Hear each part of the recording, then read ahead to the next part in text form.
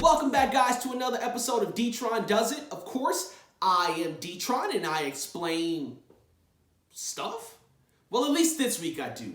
And the topic is QuadPay. Now I need you to reach back into your memory banks. I'm talking way back there, back to a time when Kmart existed. And specifically, Kmart's layaway service. Now look, I know I am not the only kid who had Christmas presents and school clothes on layaway at Kmart. Quit tripping. I know y'all haven't had money all this time. Look, could you imagine being able to get those Jordache jeans, that Coogee sweater, immediately, but getting the benefit of layaway? Well, if you fast forward 25 years, that's what's happening right now. There are tons of companies that are popping up all across the internet that are looking to offer you flexibility in your online spending power. These services are known as Buy Now, Pay Later. And really, they work sort of like a credit card, except most of them don't charge you interest as long as you make your payment on time. Companies like Afterpay, Klarna, Sizzle, and QuadPay, just to name a couple, have sprung up and become a really enticing method for payment when it's time to check out on online purchases. So let's think about those two things. Layaway's been around for decades, and so have credit cards. So why now have these services become so popular for online purchasing? And how do they work? Well, I'll answer the second question first because I think that it is probably the easier of the two. And we're going to use QuadPay for today's example. So you go on QuadPay's app. They're going to ask you for a couple of things. They'll ask you for your name, your address, your date of birth, your phone number, and either a debit or credit card to get signed up.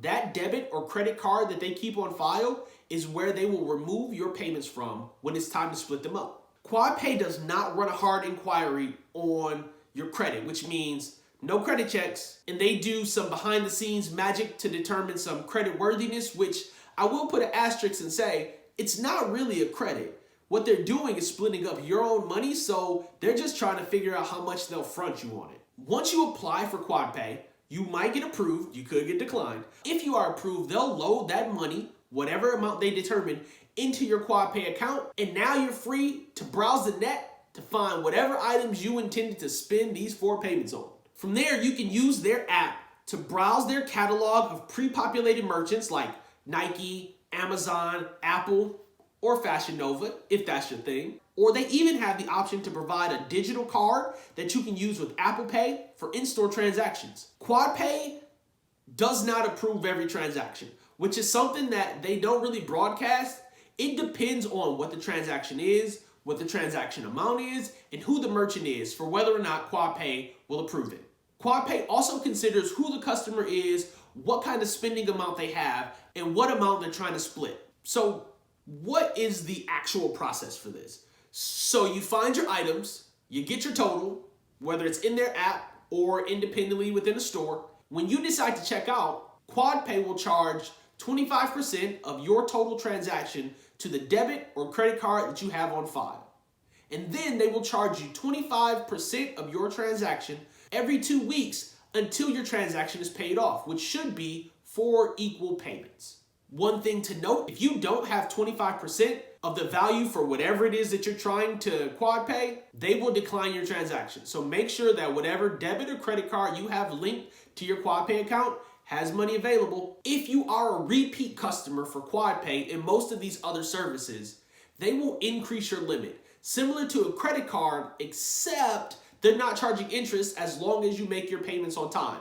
So you're splitting up your own money, increasing your buying flexibility immediately, and not being charged interest. For some people, this is a pretty awesome service, especially if you do tons of high dollar purchasing online. Splitting those payments up could really leave you with available capital in case there's an emergency that you didn't anticipate.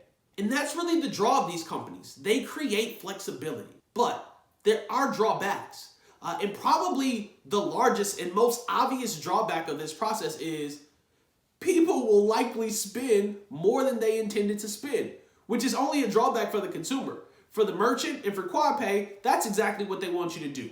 This is not advertised on their website. They're trying to downplay the impact of your spending by delaying those payments.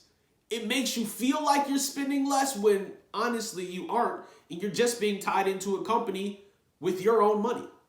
I don't know if that makes a whole lot of sense for people, but it is a very popular service and it is clearly taking off. I'm told that Gen Zers and millennials really like these services because they do a majority of their shopping online, which makes complete sense. The familiarity with technology and the willingness to split these payments up are something that I could see a younger generation really rallying behind. So I must say, here's my soapbox. Initially, these companies don't offer you very large spending capacity, which means if you're using them as a consistent method of shopping online, you may want to revisit your budgeting and savings plan for your online spending, because there might be an opportunity for you to pay cash for these items and get the transaction out of the way, as opposed to allowing this transaction to linger on and get overextended. All right, I'm done with the soapbox. You didn't come here for that. So QuadPay makes money by doing two things. One, they're going to charge you late fees. Now, they mentioned on their website that their initial late fee can be $5, $7, or $10, and then an additional $7 if you're late beyond 7 days, which means you could be paying up to $17 for any one late transaction. Your late payments plus QuadPay charging merchants to have their service available is how QuadPay makes money. So they are kind of hoping that you're late on your payments so that they can charge you late fees.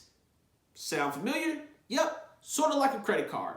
And merchants like it because it allows you to spend more in their store. Sound familiar? It's layaway. All you're doing is merging credit cards and layaway together to provide what feels like a convenient service, but honestly, you could probably do without it if you got the cash to pay for it. Now, if you don't have the cash to pay for it, that's a completely different situation, and that's probably what this service is made for. Either way, when used responsibly, these services do afford a certain amount of flexibility in your online purchasing. Just be aware that there are pitfalls. Taking out money, quad paying, taking out more money, quad paying, and next thing you know, all of your paychecks is being quad paid out every 2 weeks. QuadPay does explain on their website that once a merchant lets them know that you returned an item, they will go ahead and lessen your 4 payments by whatever equal amount is returned. If you bought $100 worth of stuff and you returned an item that was $25, they'll just get rid of your 4th payment and you only have to make 3 payments. If you return $50 worth of stuff, they'll just get rid of that 3rd and 4th payment. It's convenient and it really doesn't cost you anything. So that's it, guys. That's how QuadPay works. They're splitting up your payments to allow flexibility and maybe allowing you to spend a little more than you anticipated. So what do you think? Have you guys used any of these services before? If so, tell me about your experience with them down in the comments below. I personally have an account with QuadPay, $500 worth, and I've never used it. But I'm interested to see if it feels convenient for you guys or if it feels like a drag on your own money. As always, please like, share, subscribe, hit that notifications button, get some alerts, find out when we're dropping new videos, which is every Monday and sometimes in the middle of the week. And if you decide not to like, share, or subscribe, you know what? I won't even be mad at you. Till next time, guys. Peace. Drink my coffee.